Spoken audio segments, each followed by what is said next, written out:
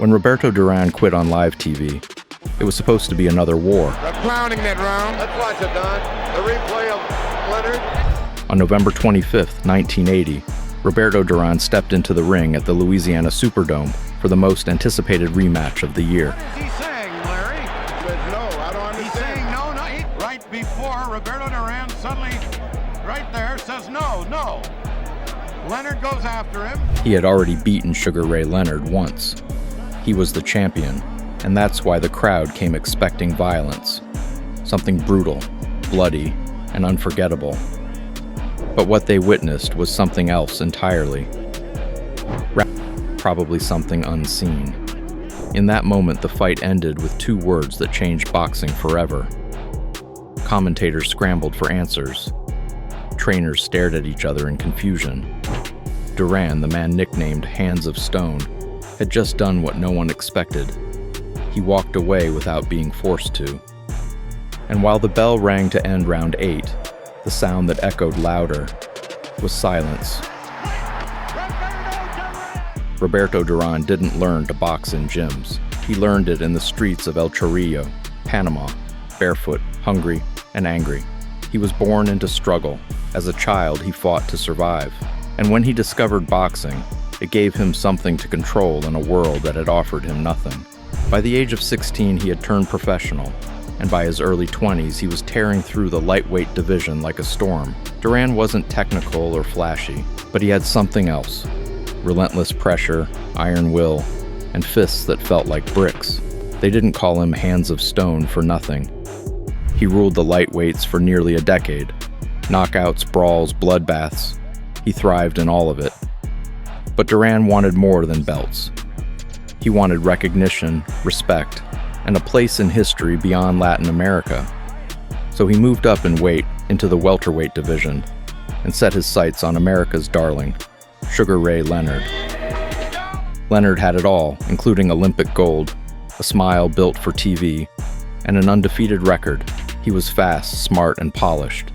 But to Durán, Leonard was soft. He saw him as style over substance, a good boy who hadn't been pushed into the fire yet. So Durán decided to bring the fire himself. In the build-up to their June 1980 clash, Durán unleashed a campaign of psychological warfare. He insulted Leonard and literally went after his pride. He mocked his fighting style. He ridiculed his manhood. He even made disgusting comments about Leonard's wife during press events, and it worked. So there's a real problem in the dislike, huh? You really don't like Sugar Ray Leonard? Así que verdaderamente ese es un problema, que tú verdaderamente no gustas de Leonard. Yo no gusto de Leonard y él está en problemas conmigo. You're right. I do not like Leonard, and he has a lot of problems with me. Leonard, usually calm and calculated, got emotional. He took the bait. Instead of boxing smart, he came into the fight wanting to prove he was just as tough. But Durán thrived on emotion. He wanted a brawl, and Leonard gave him one. In Montreal, Durán dragged Leonard into a war. He cut off the ring, bullied him on the inside, and kept throwing. Leonard fought back hard, but it wasn't his kind of fight. Round after round, Durán pressed forward like a beast. Either the corner thinks they're so far ahead they can win this fight. Leonard, in his fury, changed his style, but it worked against him. According to him, later on, that was the thing that brought his defeat. Nice fight. You know, hey, Sugar, if you had boxed him, you could have beat him. Boxed him instead of slugging him. I kept hearing that. Still sharp, but Durán's presence was suffocating. The fight went the full 15 rounds. He's showing them, here's what defensive fighting looks like. It was close, but the outcome was clear. Durán had won, and Sugar Ray Leonard had finally tasted defeat. So when they was calling the decision, I knew I lost. Did you really? I knew. You know. Durán didn't celebrate quietly. He called Leonard a coward, said he broke him mentally, said America's hero wasn't all that. The win went into public humiliation. That night, Durán felt unstoppable. He had beaten the face of boxing on his own terms. But in that same moment, Leonard made a decision of his own. He smiled through the loss, but inside, something flipped. He wanted to embarrass Durán the way Durán had embarrassed him. He didn't want to fight. He wanted revenge. After the Montreal loss, Sugar Ray Leonard went quiet, but not soft. While the public kept praising Durán for the upset, Leonard took his time watching the replay over and over. Every missed chance, every wrong decision. He wanted to humiliate the man who had turned his confidence into a headline and his image into a joke. The hate towards that man was real, and it was fueling him. He doesn't like me. I definitely don't like him. And the reason I don't like him is because he disrespects himself and the public, and I feel that being a champion, you should display class, and he doesn't show class in no shape or form. Meanwhile, Durán was living like a king. The first win had made him a global name, and he soaked it in. Parades in Panama, press tours, constant attention. When the rematch was announced for just 5 months later, Leonard got back to training with laser focus. Durán, on the other hand, showed up heavy. Some reports said he gained over 40 pounds between fights. He had just 6 weeks to lose it, and he did, but at a price. Durán's camp was rushed. He pushed his body to cut weight fast, starving himself just to make the welterweight limit.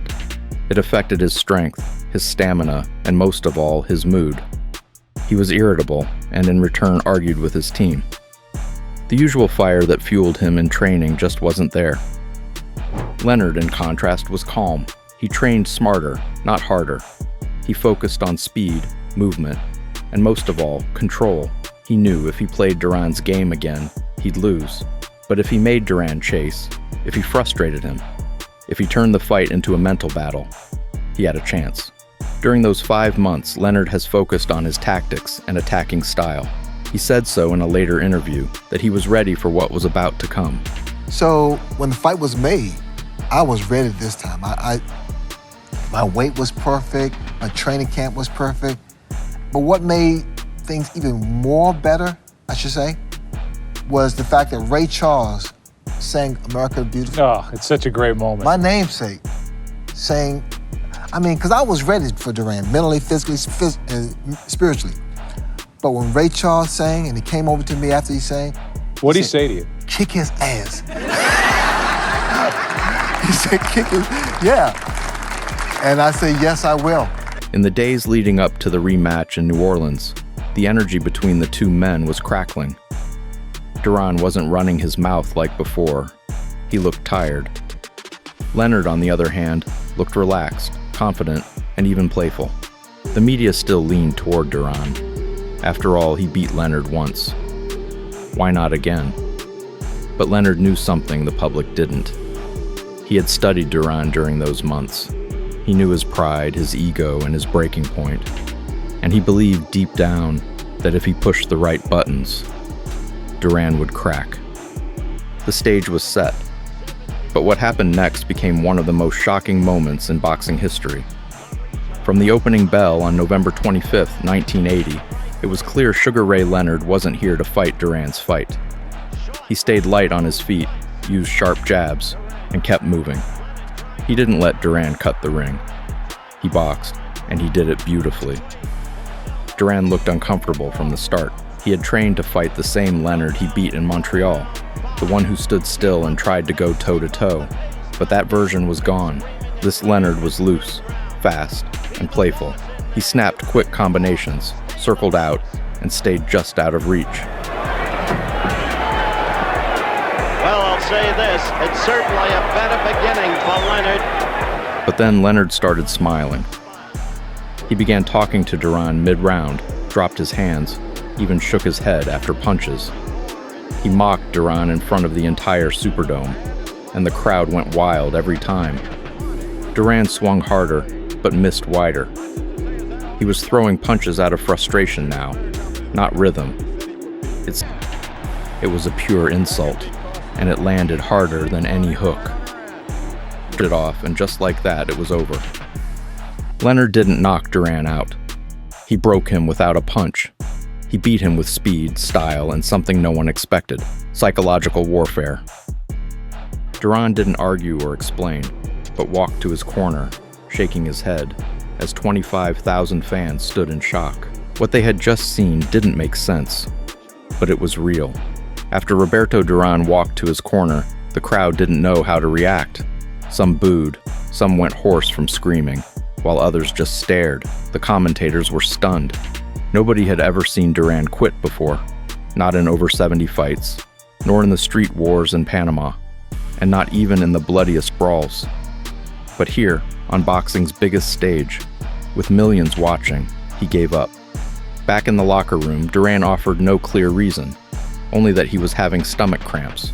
Others said he was just frustrated. He got cramps in his stomach and his body, and the upper body, and then his arms, and he got weaker, so that's why he stopped fighting. He quit the bout. Does this mean the end of boxing for Roberto? Posiblemente el final de tu carrera. Sí, ya no peleo más ya. Yes, I'm not fighting anymore. But even though he lost, Roberto never acknowledged his defeat, saying that he got cramps, and there was no other reason. Saw him very weak in the fight, but my body did not allow me to pressure him. But I didn't think he was that great. Tiene que dejar ese peso también. He also has to leave that weight because I could see that he was weak also. His camp was in disarray. His team blamed miscommunication, poor preparation, and the rushed rematch. But the damage was done. The man who was once feared, who beat fighters down with pure pressure and heart, was now the guy who said, "No más." His image changed overnight. Fans who once loved him now questioned him. Reporters who once praised his toughness now called him a quitter. In Panama, people were confused. Some still defended him. Others turned. Durán admitted he was at fault. He admitted his taunting behavior had been wrong, and then changed his decision about not fighting ever again. Are you ashamed of yourself? Roberto, de la manera que terminó la pelea, ¿estás tú apenado de la manera como terminaste? Sí, por eso es que voy a regresar al ring de nuevo, para pelear con él. Yes, because that's one of the reasons and the main reason why I'm coming back. Because I am ashamed of the way it happened, and I want to fight Leonard again.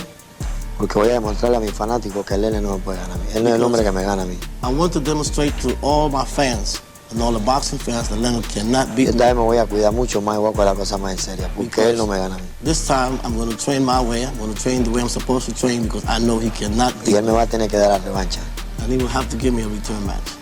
After this fight, he had said he wouldn't fight again. This is final, permanent retirement. Definitivo. Ya, definitivo. No Definitely, I'm not fighting anymore. Even today, it's the first thing most people remember, the night he walked away. Boxing is cruel because it remembers your worst night louder than your best. Roberto Durán won 103 fights. He was a champion in 4 divisions. He fought for over 3 decades. But to millions, he's still the man who said no más. 2 words, 8 letters. A moment that outlived everything else he did in the ring. This is the time Hall of Fame Roberto Durán quit mid-fight. Comment below and subscribe. Have a good day.